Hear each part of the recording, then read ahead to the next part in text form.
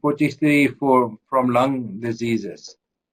And you can say, well, are they sure it's that's the fact? There's a lot of other publications in that workshop, one for instance from Annette Peters, that showed if you increase your PM2.5 concentrations, the hazardous ratio increased quite dramatically.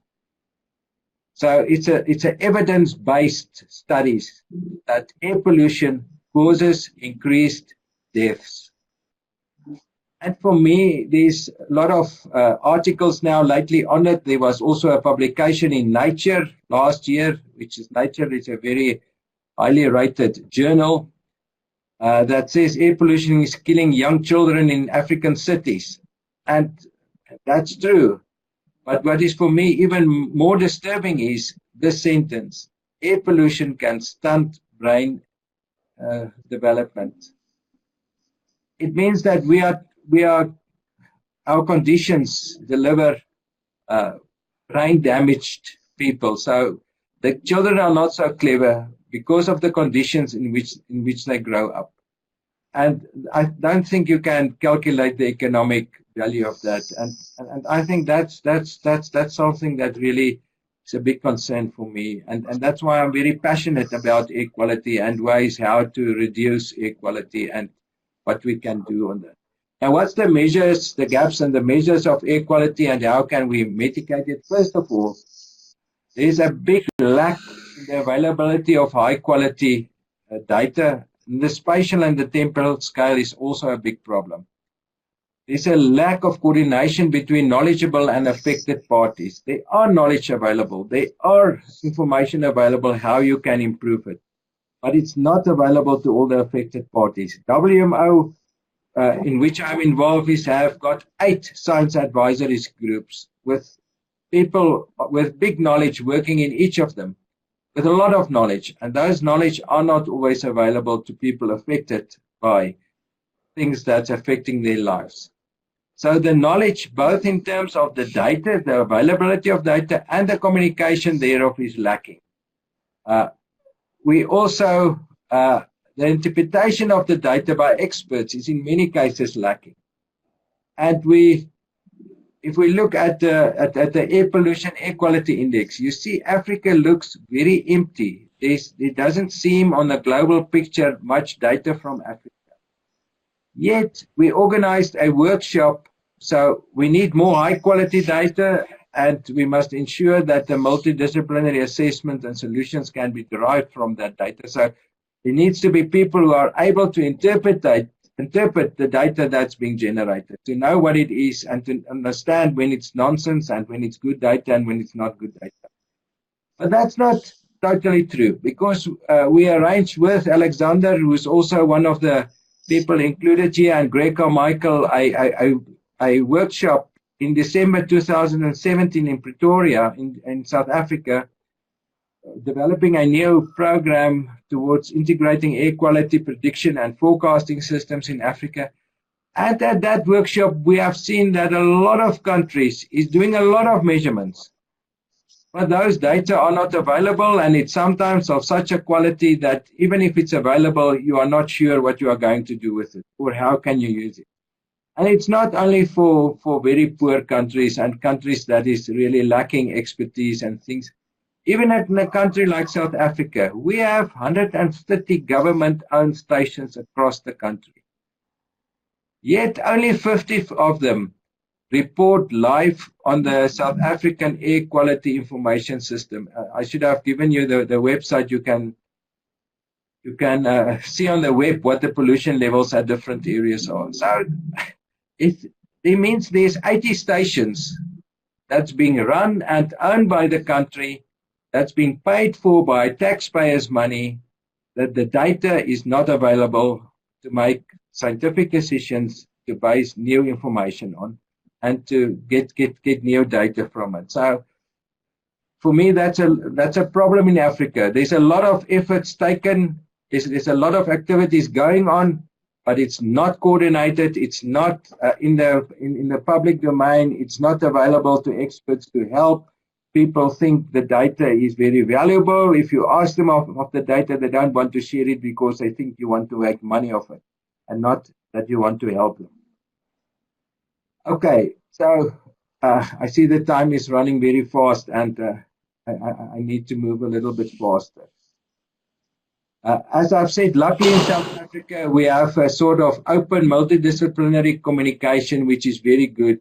We have an association called NACA, the National Association for Clean Air, to whom members from industry, from South African Weather Service, from environmental affairs, from universities, everybody can belong to NACA.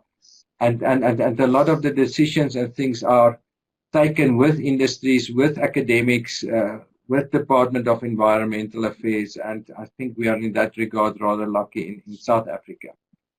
But after I've said that, in this sort of offset study that I've showed you, if you ask the people, do a survey, what is the perception of the satisfaction to the levels of life quality things that they are exposed to. And you include things like air quality, terrain, water services, waste collection services, employment, housing, clothing, food.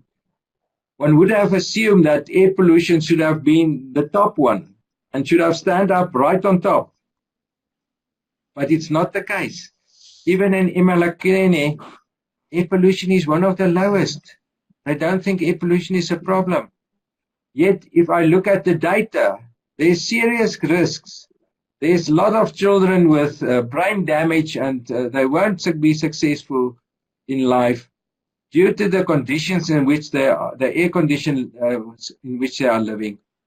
And for me, that's a big challenge. And I hope some of you have ideas and things that we can communicate the value and how air quality is influencing our future development and our future health in the world. So I've reviewed this article. It's not yet published, but it will be published in our Clean Air Journal in 2019. I've listened to the presentation at the conference last year. So I think I should end. It's already, I see, close to 45 minutes. By listing the lessons learned by Professor Stuart Pickett and its group in the Offset project in South Africa. The project started out as a purely air pollution study, but it shortly showed that the problem is linked to energy supply, to human behavior. People like to be on a fire. They like to sit close to a fire. I once had to give a presentation at Zamdela, one of the things I've listed to you, to tell them how to improve their indoor air quality, to improve their life expectancy. And they did not believe me. They said they have always cooked inside houses, and now all of a sudden they are sick. So it's not the indoor cooking, it's the chemicals in the air that has not been there previously. Of course they are right. It is true.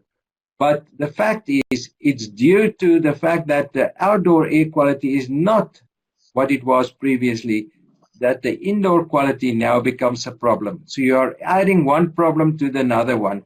And the easiest one to rectify is the indoor air quality.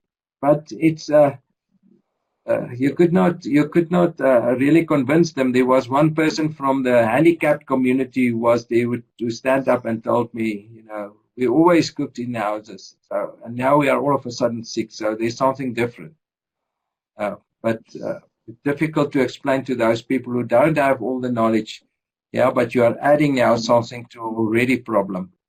Then urban infrastructure is important. Service delivery is important. Service affordability is important. There are people from whom you have to provide these services. They will never be able to afford them themselves. Human health and, in my opinion, communication, perhaps because I've been in management for a lot of years, communication is very, very, very important, in my opinion, that we communicate the right message to people. Ozone is not enriched oxygen. Those type of messages needs to be communicated to people so that they act correctly. Then lastly, managing air quality requires a system approach where emissions, urban planning, urban governments, and even social justice need to be integrated. Brian and Fiona, I think by that I should end. I have also still a few slides that I can share with you,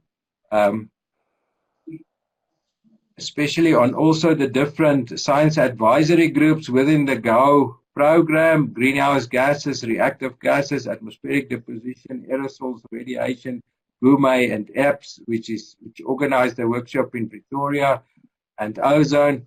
But I think I should end with that one.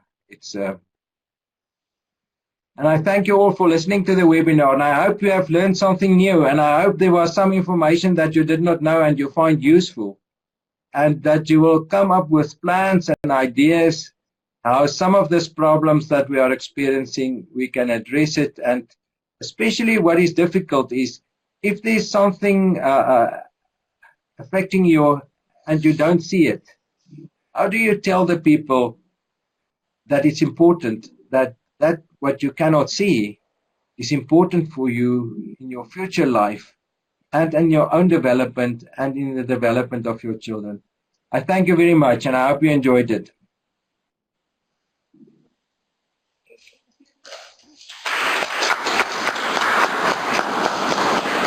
Thank you very much, Professor Pienaar, for this brilliant and impressive presentation. We will go now for a round of questions. So first we'll start with the attendee online. So please, if you have questions, you can raise your hand or put an exclamation mark in the chat room, and then we will move to the students with Brian, and Brian will report out the questions from the student side. So if you have questions, please leave exclamation mark or raise your hand.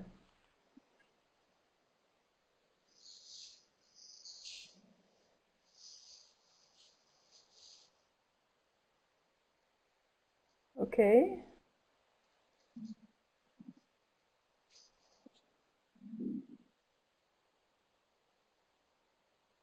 Okay, I think because the online questions always come as we continue, so we can just start with those who have questions who are available here and so on, so that we go a little bit faster due to time. Thank you, Brian. Can you, please go ahead.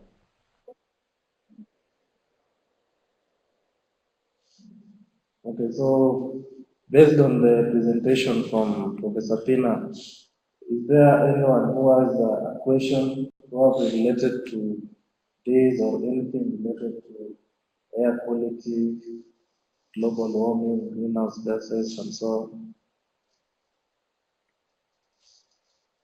So the floor is yours. You can pose your question.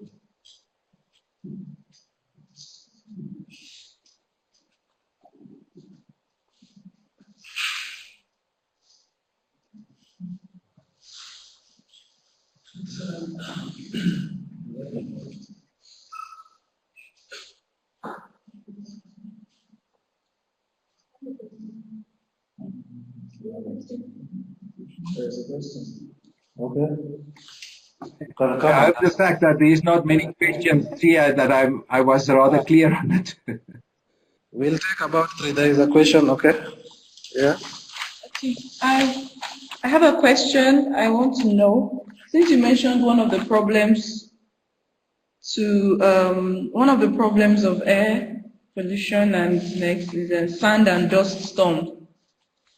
How do we, or how feasible is it to actually solve this problem, realizing that it's not necessarily a problem caused by human activities, rather it's one that nature brings along with uniqueness. So how do we solve this problem? And you highlighted that it has positive and negative impact. If we try to mitigate this, what alternatives would we use to achieve the positive impact that it usually brings? So those are my questions. Thank you. Yeah, you are of course totally correct. We can do very, very little about sand and dust storms. In South Africa, probably we can plow the lands not so long before we plant it, so that it's not such exposed land, so that the land is rather covered for a longer time period before, and you reduce sand and dust storms by that way. But for instance, the Sahara, you can't do anything about it. But what we can do is we can educate our people much better to say, look, if these events are happening, and even in terms of the project I've mentioned now, our weather and forecasting systems that we want to include chemical forecast as well. We can tell the people, look, a sandstorm is coming. Please prepare yourself against it. It is dangerous to just inhale the dust as it is. So please cover your nose, cover your mouth. So we have to change our behavior to those natural aspects that we can do nothing about. So you are totally correct. A lot of these things we can do nothing. In terms even of biomass burning, studies have shown that Africa burned for many centuries. More or less every 4 years we have calculated in South Africa. And some areas, if you don't burn it, it just becomes completely covered with bushes. So you need sometimes fire to increase these open spaces for grasses, etc. But you can prevent some of the negative impacts by educating people, by telling them, look, even if you can just survive now by holding your hand above in front of your mouth, it's better covering your mouth with a good filter that excludes some of these particles. So, but you are totally correct, of course. You cannot do anything to those natural events.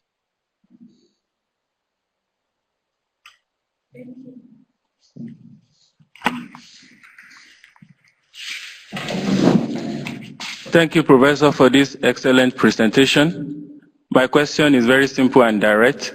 I believe there are rules and regulations already to improve air quality, but what are the steps that we can take as Africans to enforce these rules and policies and regulations? Thank you. Yeah, you are addressing exactly one of the problems I think most of us are struggling. In South Africa also, we have very, very good legislation. We have very, very good processes that needs to be followed, but it's not enforced. It's not. There is no compliance to what is expected. And I think the only way I think we can really make a difference to that is to raise the public awareness about it.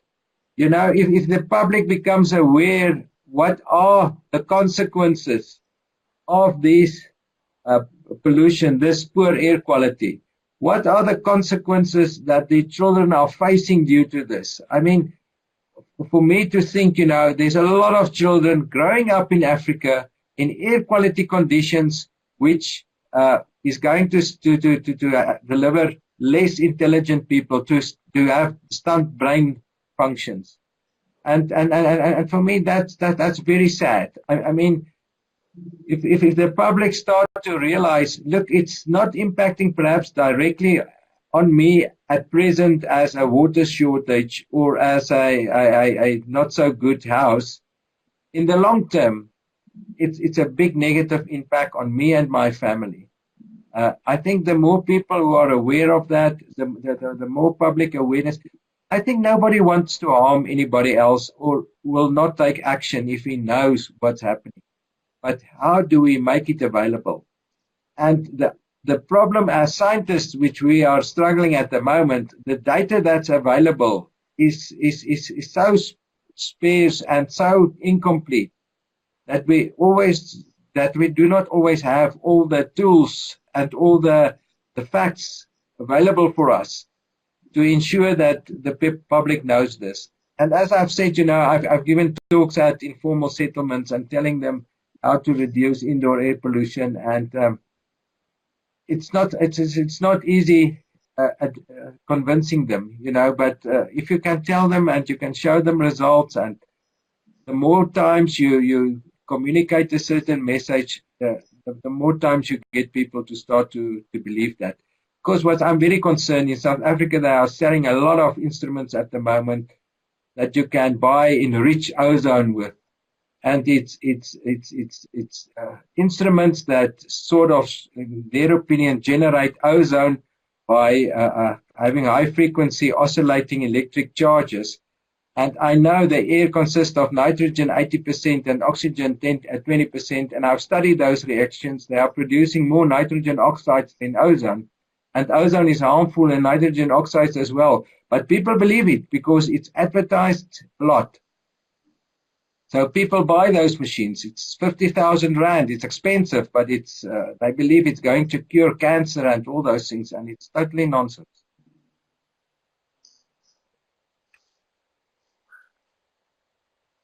Any other question?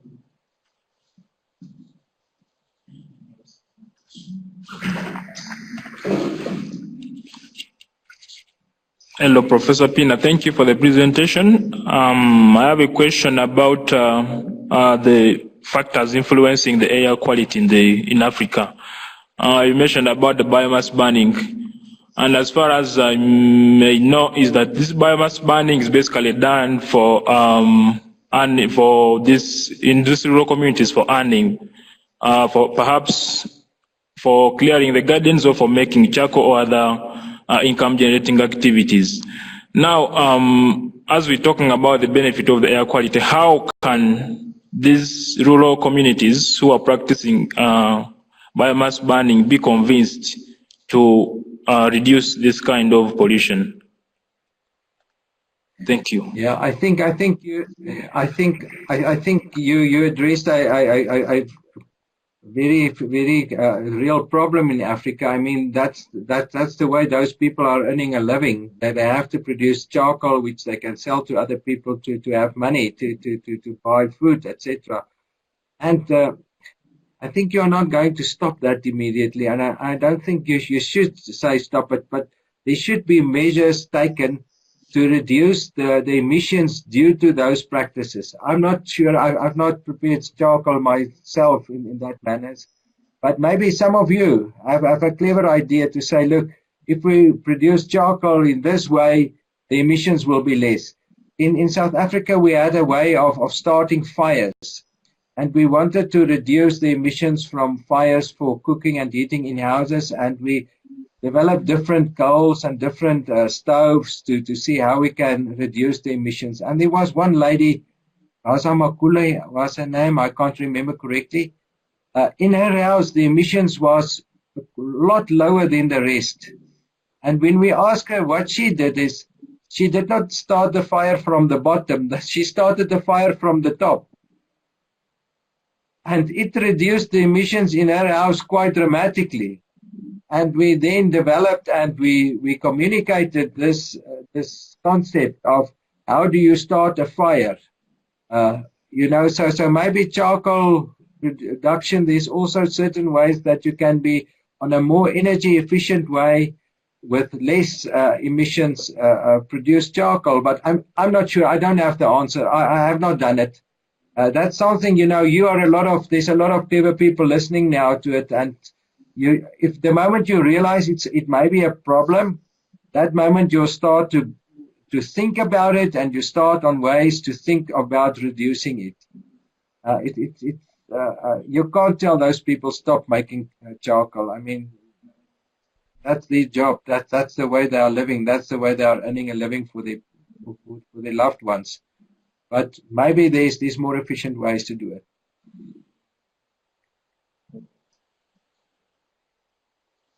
Another question.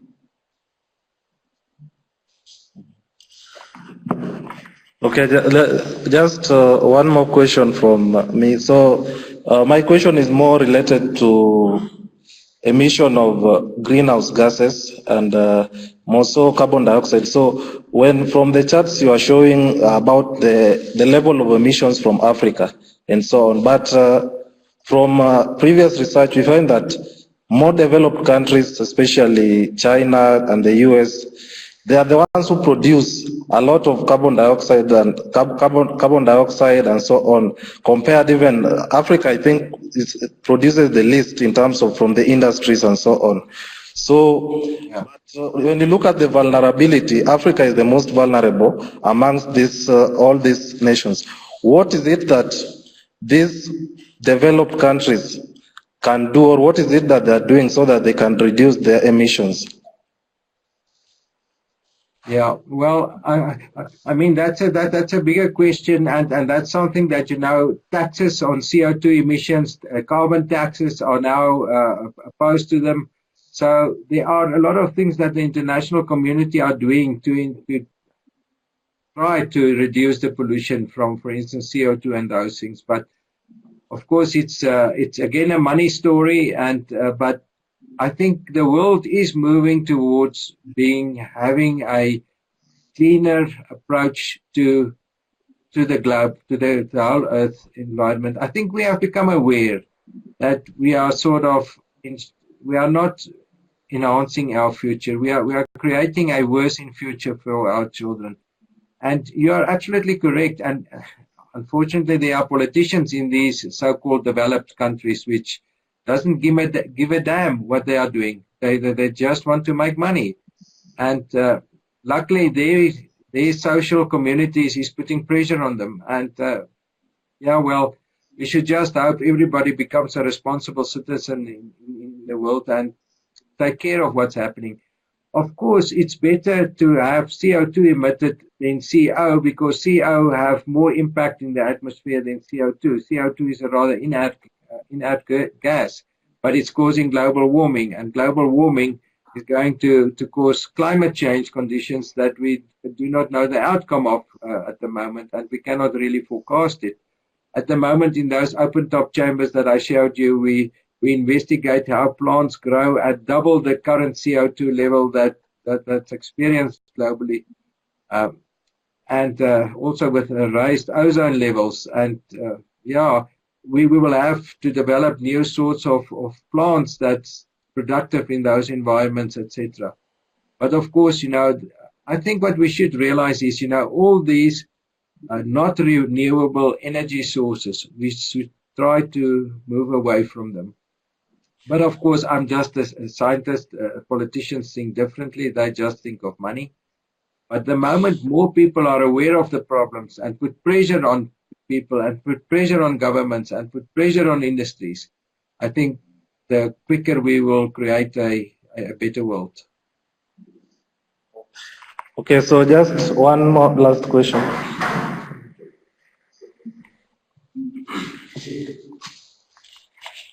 Okay, thank you very much, Professor.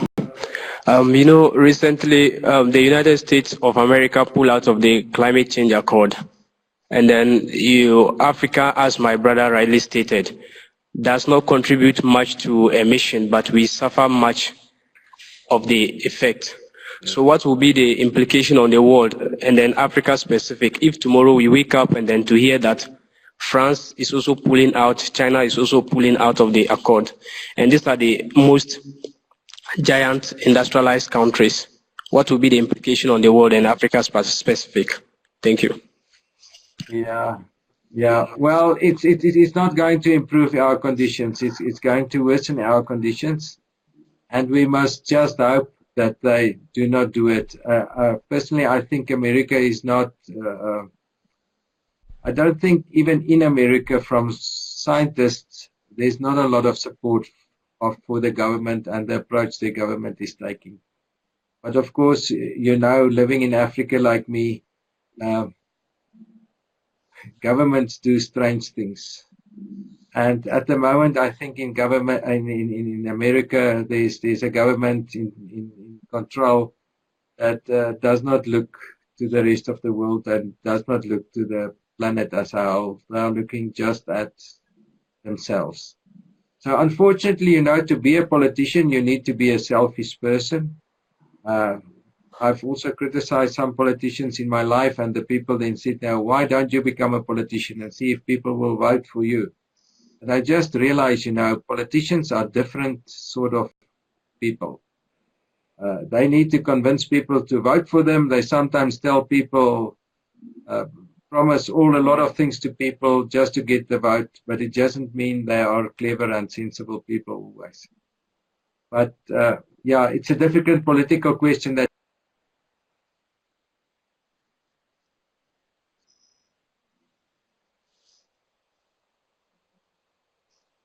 Okay, thank you very much. So I think those are the questions we have from our side.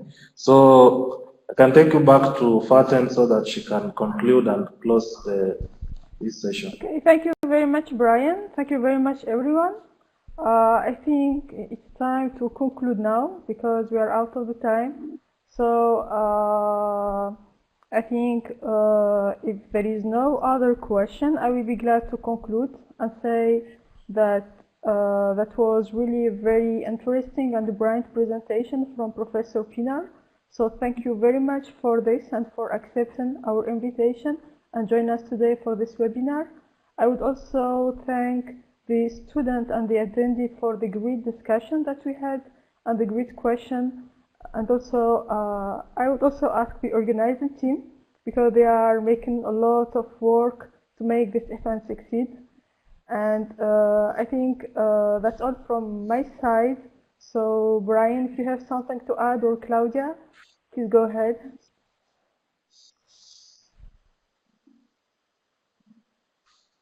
Okay, I'd just like to thank Professor Pina and also the students who are here and also those who have participated online. Thank you all for joining us in this webinar. And the next webinar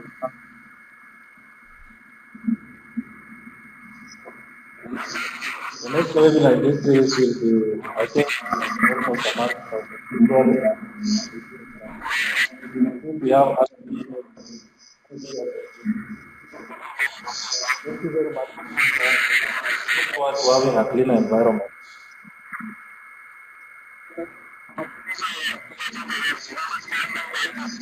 It's really something that is close to my heart. It was very nice for me also to inform you about these things that's close to my heart.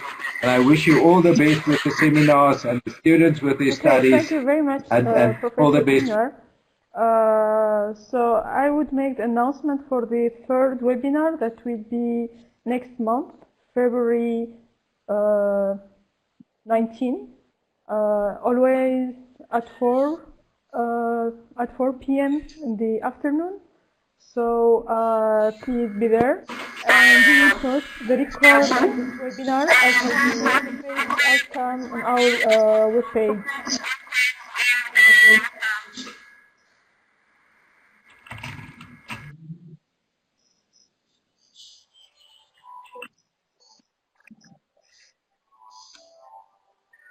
Okay, thank you. I think we can't hear Claudia clearly. There is a lot of noise from the background from where she is, so we'll just close it at that.